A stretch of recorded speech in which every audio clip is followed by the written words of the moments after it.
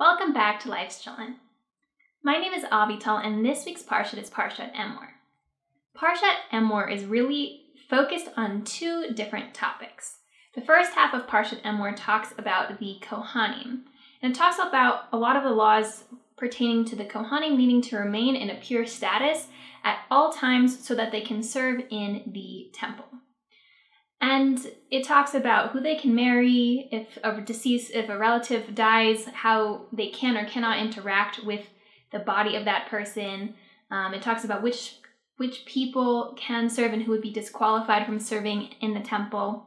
It goes through a lot of the laws pertaining to that. And the second half of the Parsha focuses on the Jewish holidays. And it talks about Rosh Hashanah, and it talks about Yom Kippur, and Pesach, and Shavuot, and the Omer, and Shabbat. It includes Shabbat in this list of holidays. So two very distinct, seemingly at least, topics. But what I want to focus on today is this really beautiful idea that I was inspired by the late Rabbi Jonathan Sacks of blessed memory. In his book, Judaism's Life-Changing Ideas, which I have spoken about before, he shared this really special idea about the Jewish holidays. So it was talking about why are the holidays, the Jewish holidays are called these moadim, so appointed times, because it's at this prescribed time on the calendar each year when we have to drop what we're doing and go and serve God in this way that's prescribed in the Torah. And what Rabbi Sacks is talking about is why is it that we have these prescribed holidays? So he says, as an example, that we need Pesach, the holiday of Passover, as a reminder of the origin story of the Jewish people. We need Rosh Hashanah to remember the brevity of life. We need Yom Kippur as this day in which it's prescribed for us to apologize and to resolve to make a change. We need Sukkot to remember that life on this earth is temporary and we're dwelling in these temporary booths outside, just like life in this earth is just a temporary dwelling as well.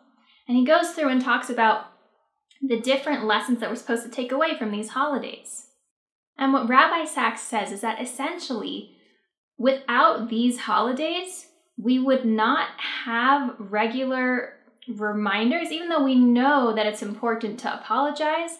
Without Yom Kippur, we wouldn't have this we wouldn't have the push to go ahead and do it. We know it's important, but we don't think about it on a regular basis.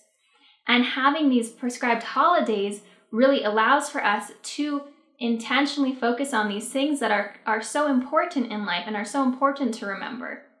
But we don't really think about them on a daily basis. How often are we thinking, oh yes, life on this earth is temporary and everything right now is temporary even though it seems permanent, it seems like the only thing happening? Well, Sukkot is a great reminder of that, and without Sukkot, how often really are we having those thoughts? Maybe some of us are on this other level and we're having this deep, profound thinking all the time, but truly these holidays are just these specific times when we're supposed to remember these important concepts. And while Rabbi Sacks was talking about the Jewish holidays, and while I agree with that, if you think about it, it's kind of the same thing for the secular holidays, for the holidays on the Gregorian calendar. If you think about Mother's Day or Father's Day, how often, even though we know we should be thankful to our parents, and you can say it's kind of like a cliche holiday made up by the greeting card companies, so to speak, or the businesses who are going to profit from it, at the same time, how often do we actually stop and tell our parents how much we appreciate them for what they've done for us? Without that holiday as that incentive or that reminder, we're not doing it so often. Or if you think about Independence Day, how often, whether that's here in America or in Israel, without that day, how often are we thinking about the incredible things that had to happen for us to be free people? Or the holiday of Thanksgiving, right? How often are we stopping and pausing and saying to the people around us what we're grateful for, to share in something like that? The holidays are designed, even though they're not spontaneous reminders, they are designed to focus us in on what's important in this season of life, what's important in this time. It's a great reframing, a great pause and reset.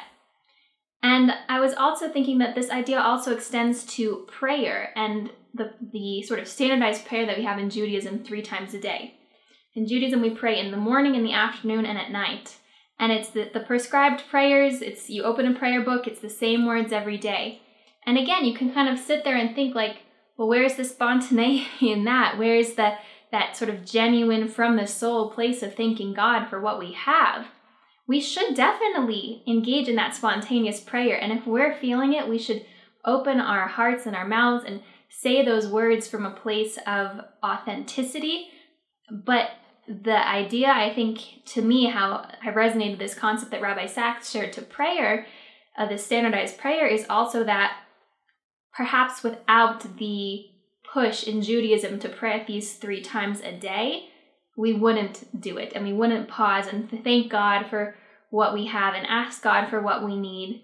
The prescriptions in Judaism, both in prayer and in holiday and in things being so time specific related to the Jewish calendar and the days and the day and night and all the things, those specifications really require us to stop and reframe life a little bit and to think about those things that are so important rather than get swept up day after day after day after day in the mundane parts of life.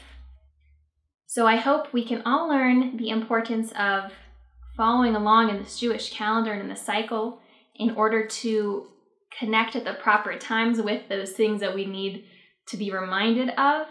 I wish you all a wonderful week and a Shabbat Shalom, and I look forward to speaking with you next time.